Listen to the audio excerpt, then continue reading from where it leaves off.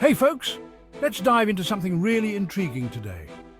The soaring costs of US elections and why they won't impact Egyptian Treasury bonds set for January 2025. I know it sounds like a lot to unpack, but stick with me. First off, did you know the 2020 US presidential election saw a record-breaking $5.7 billion spent? That's right, billions with a B. And this trend is continuing, with megabucks flowing into the current election cycle. Candidates like Kamala Harris and Donald Trump are already raking in huge sums from various donors. Now, you might think all this cash flying around could have some ripple effects, right? But here's the kicker, it doesn't necessarily mean much when it comes to actual election results. Sure, money buys visibility and ads, but it doesn't guarantee voter support.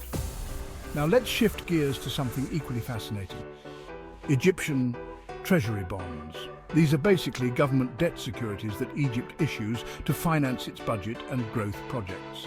These bonds are pretty stable and have a set maturity date, like the ones we're looking at for January 2025. So how does the chaos and cash of US elections tie into this? Here's the thing, it doesn't.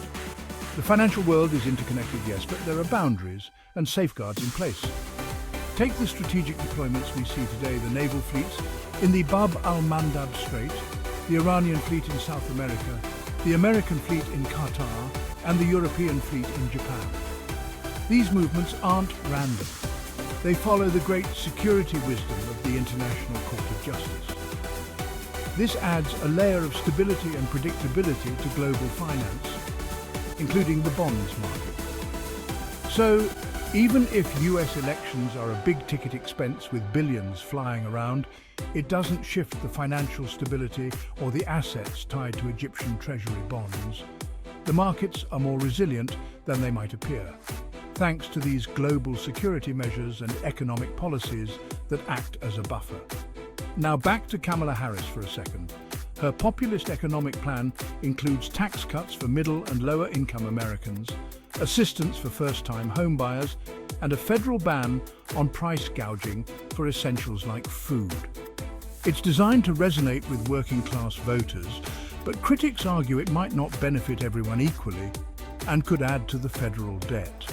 This sort of domestic policy focus doesn't directly affect international financial instruments like Egyptian bonds, which are more influenced by global economic stability and security measures. To wrap this up, while the US election cycle is a whirlwind of spending and strategic moves, the impact on Egyptian Treasury bonds maturing in January 2025 is minimal to none. The interconnectedness of the global economy is balanced by strategic, stable frameworks set by international bodies. All right, that's it for today. If you found this enlightening, give it a thumbs up and subscribe for more deep dives into finance and economics. Until next time, keep those financial gears turning.